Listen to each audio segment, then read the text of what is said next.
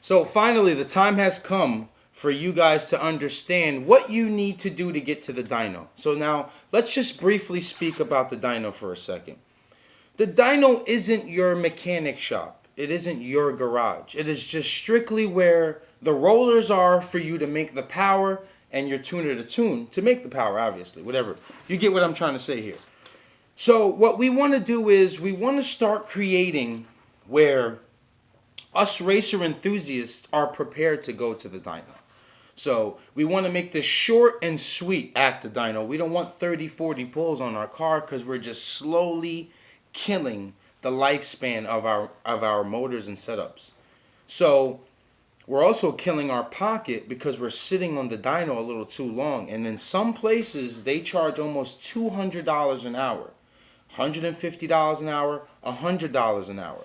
Now, if your car only needs, call it 4 or 5 pulls, you should be done within the first hour, correct? So I created a checklist here. I got some stuff for demonstration just to briefly not just be looking and talking like that or whatever. And we'll go through it together. So let's gear up. The intro's about to come in, and then we'll start from here.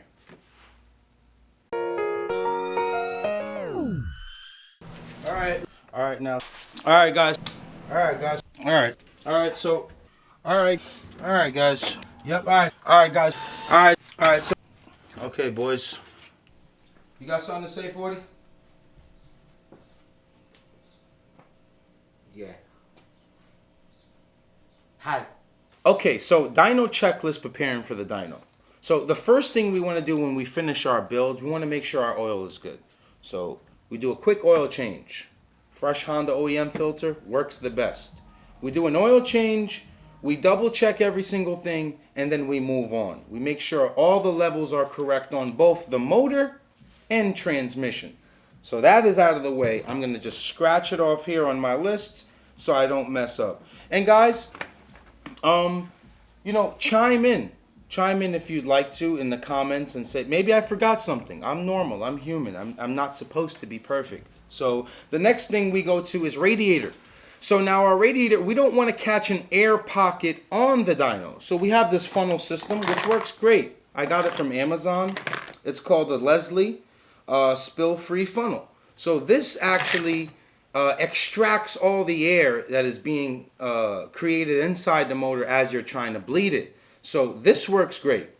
I highly suggest everyone has one in their shop. It comes with these different attachments. You can use them on different cars or different radiators. So get the air out of the motor. You don't want to go to a dyno where your car is overheating and now you're on the rollers a little too long. Check your radiator caps. Make sure that they're functional. Make sure that they're working. They're not worn out. Buy a fresh radiator cap. Why not? Don't risk all your money and you've got the same one from 5 different builds. It's not worth it. Air out of the motor.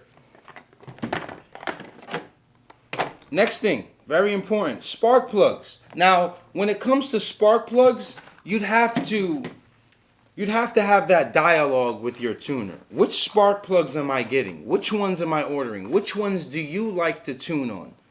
Ultimately, you got to kind of pamper your tuner.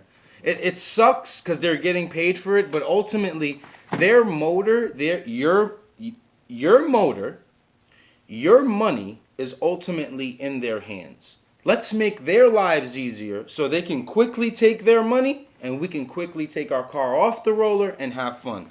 Spark plugs, very important. Speak to your tuner and ask them which is the proper one for your setup. Tools, very important. Some dynos don't have tools. Now you have to change your spark plugs or you have to change a sensor and you don't have any tools. Guys, make a tool bag. You know what's commonly used. You got your 10s. You got your 11 for your T-bolt clamps. You got 12, 14, 17, 19, 32. Screwdrivers. Make everything easy for you to work on your car just in case you do have to on the dyno. You're not asking the facility to use their tools. Now, guess what? The price might go up. Hey, use my tools or I'll lend you my spark plug socket and, this is Snap-on, I paid 80 bucks for it. You get what I'm saying. Make a tool bag. Bring the tools with you in a bag. Make it efficient. Bring an electric gun. You want to move fast on the dyno. You don't want to be sitting there with a broken ratchet trying to take out your spark plugs. So tools is very, very important. It's definitely top 3 most important things to bring to a dyno. Tools.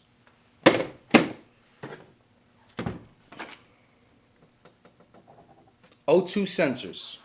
How important are they? How the hell can why are you relying on the O2 sensor that the dyno has been using for months on different cars and different fuels? If you have an air fuel gauge inside your vehicle, fresh sensor. This is the replacement part number for the AEM one, so you could save a little bit more money. So there it is, if you could let it zoom in. There it is. That's the replacement part number from Bosch for, I believe, certain models of the Uego. So if you can't, get to the AEM one quickly, you have to run to AutoZone or I don't know, wherever your local Napa or whatever it is, you just get this one right here. I showed you guys the part number. Oxygen sensor is very important. Do not rely on the dynos. Make sure yours is fresh and it's good, and your tuner has an accurate reading of your build.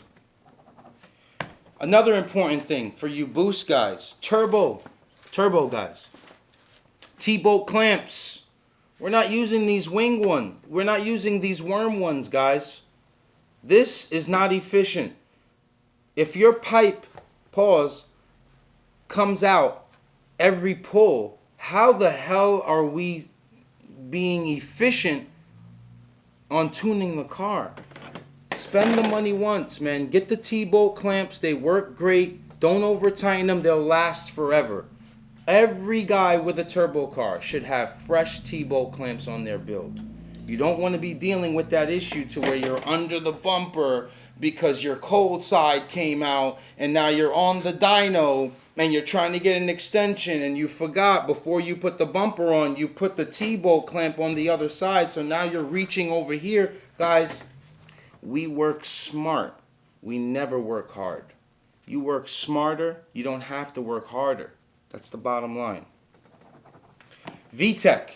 How many times have we seen a guy go to the dyno? How many tuners have seen a guy at the dyno say, oh, I don't know, man, my VTEC is connected? Guys, check your oil pressure switches. Check your solenoids. Make sure everything is correct.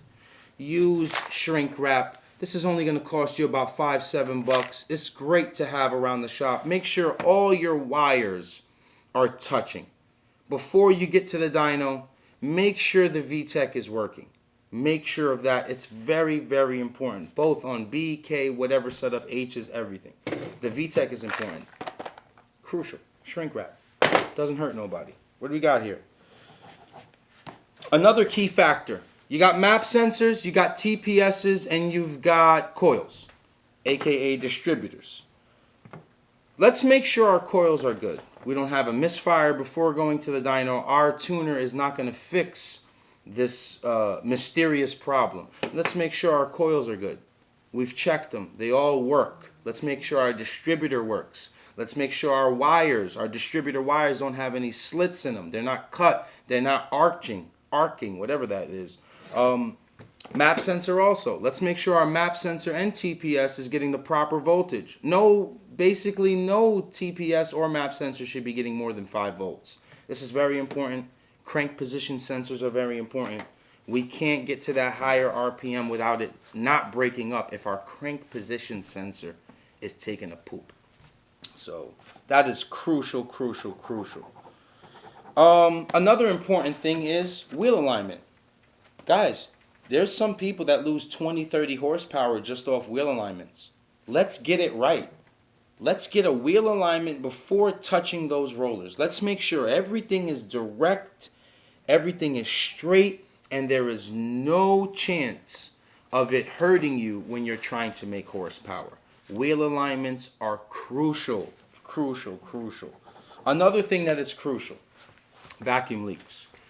This goes for mostly turbo guys. So make sure you're using those nice push lock fittings on there with the lines. You got a vacuum leak, you're losing power. You know, let's get the car idling at the garage. Let's spray some brake cleaner around where all the vacuum is, and let's make sure that the idle doesn't surge in any funky, weird way. Maybe it could be a fitting that's not tightened all the way, or you forgot to put Teflon around the fitting. Let's get the vacuum leaks out of the way. Let's get that out. Crucial part also, servicing your injectors. Another key factor, how many times have you guys seen a guy go to a dyno and his injectors are clogged? Now he's got to buy injectors from somebody off Craigslist to bring it to the dyno, or the dyno has a servicing there and that's an extra 100, whatever they charge you, $120 to service that. Guys, get your injectors cleaned, man. You know you're going to the dyno in 2 weeks, in a week. Let me rip my injectors out. I don't care if on the last setup they were fine. If they were sitting for a long time, depending on what fuel has been inside of it, they're most likely clogged. We don't know how long the fuel's been sitting in certain gas tanks. And if it's low, the fuel pump is sucking up all that dirt and sending it straight up to the rail and your injectors. Let's service the fuel injectors. Let's make sure they're 100% correct. Guys, I'm on my last one. I didn't want to make this a dragging video. I hope I'm kind of keeping you entertained. That's why I try to work on my camera personality. Like, I try to be exciting so I'm not boring you. Like, oh my God, I can already tell what he's going to talk about next. Oh man, let me just skip through it. I'm trying to stay excited for you. So this is the last thing that I have to say. And now again, please comment below. If I missed anything, do it. Help me, because I might have skipped a few things. So the last thing and most important thing is fuel. How do we know the dyno has M1? How do we know the dyno has M5, Q16, C16, nitromethane? We don't know. Let's call ahead to the dyno. Hey, I'm having a tuning session in a couple of days with you guys. A day's head start. A few days head start. Hey guys, I'm having a dyno session with you guys in about 3 days. Just wondering, how much M1 do you have? Oh, we've got plenty. Don't worry, you're good. Oh, hey, listen, we're all out of M1. We're not getting it for 2 weeks. Prepare yourself. Go get your fuel. Bring your own fuel. But if the dyno has it already, it kind of makes your life easier because you're buying it right there. You're not tugging 10 gallons that weigh 40 pounds each. You get what I'm saying? And you're also putting a little, maybe they might give you a better price on the fuel also since you're tuning with them. So call ahead of time for your fuel, and that is it. So I'll conclude this video by saying this. Tuners are weird people. They're all weird people. I love my tuner. Is he weird? Yes, he is. I try to make his life easy. Every single car that I've brought my tuner, he's tuned it in 2 to 3 passes. He didn't have a radiator leak. We didn't have an oil leak. We didn't have clamps coming off. We didn't have bad oxygen sensors. I made his life easy. I give $100 to the dyno and I be on my way. So you guys apply all these methods, and every tuner, please use this video to copy and paste and send it to customers. I think I did a pretty good job explaining what to do on getting prepared for the dyno. I appreciate all of you for being here with me. Keep gunning.